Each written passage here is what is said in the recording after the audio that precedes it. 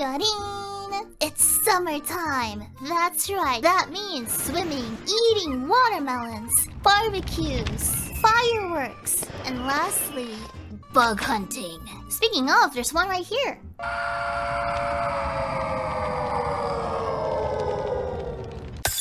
But let's avoid a boss battle for now and settle for something much smaller. Preferably something not moving nor alive. Let's start off with this Bug Amber Dig Kit being sold by Gobi Dex. Behold this stylish box and the way it rotates via slow motion. So fancy. How about 3 perspective shots with me as a size comparison? This is huge. I absolutely adore these educational knickknacks. I actually have quite a few of them. I also just really like looking at bugs. So does this cat. Don't get me wrong, they're gross and repulsive up close, but that's why they're so cool.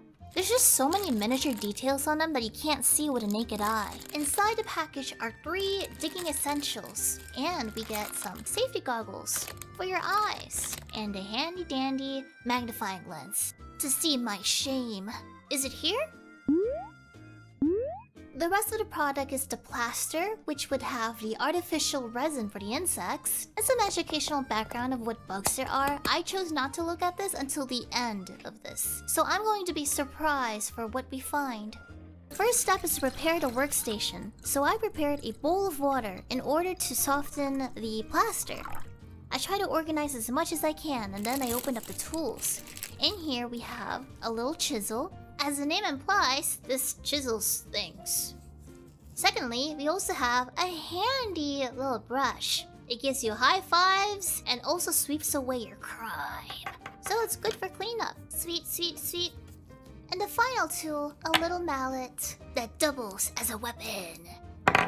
So you can stab things with it. So now we are all prepared for excavation. But don't forget your safety goggles and your lens. And at last, we could finally get started using my weapon. Using this tool, I delicately removed the plastic off the plaster brick. It was a very tense situation, but I managed to do it. 100% success rate. Thankfully, there was nothing complex about this project. After the removal of its plastic skin, it's easy going from here, although quite messy. So we just have to moisturize multiple times and use these 3 tools to dig open its insides. You'll have to forgive me for my preferred use of vocabulary. I get kind of excited sometimes. Man, okay, so when I was younger, my dad had a bunch of artifacts around the house, and they looked so fancy to little old me. There was a Buddha statue, and supposedly there was a gem somewhere, but I didn't find that. And Papa Shiori told me that he used to be an archaeologist, and he would dig around in Egypt. So I was so excited to hear that. I was like, wow, my daddy is an archaeologist? That sounds so cool. I can't wait to tell everyone for show and tell. But then one day, this was years later after that fact, years way down the road, I was playing in the garage, just kind of looking at all the junk collected. It was also his man cave, I suppose. Anyway, I looked at below the items, and it said made in hololive. And let's just say I felt like he betrayed me. It's like my childhood was just ruined in one fell swoop. So that was the thing.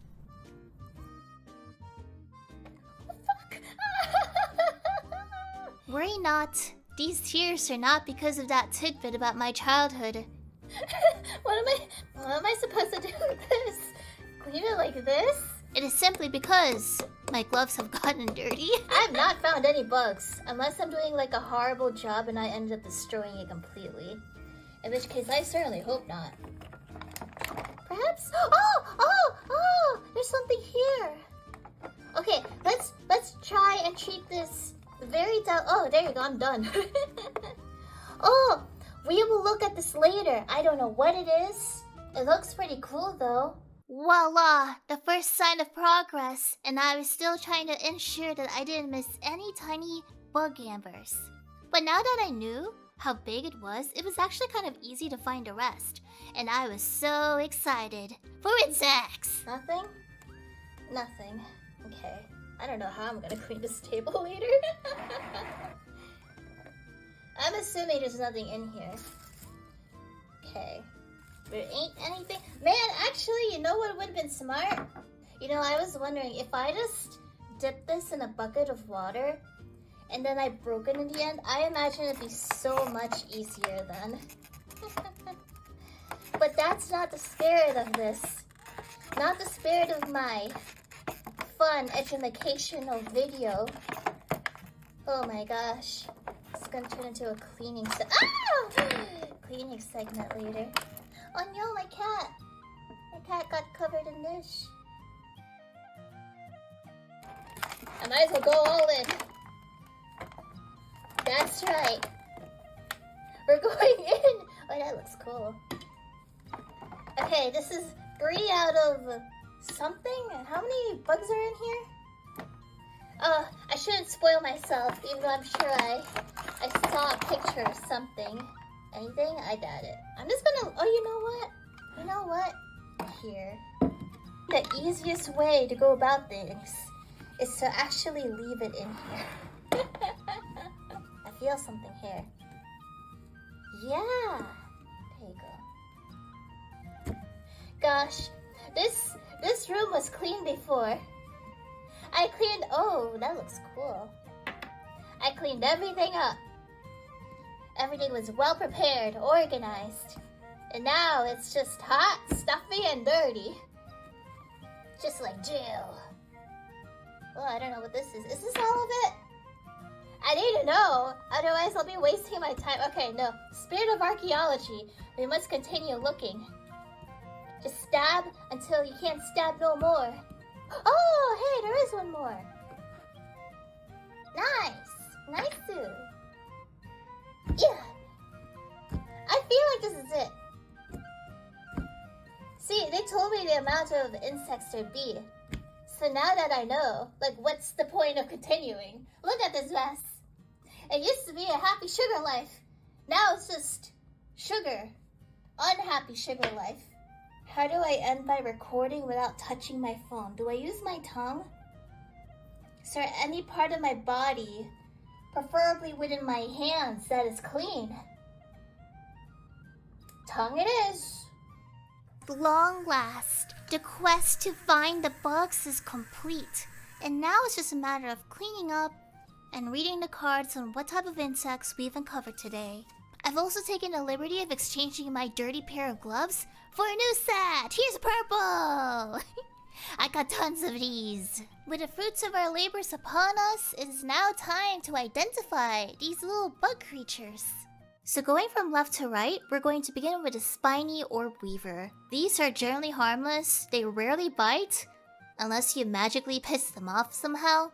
If it has a brightly colored shell, most likely it is a female orb weaver. But they only live for 1 year, and they tend to appear around October to November.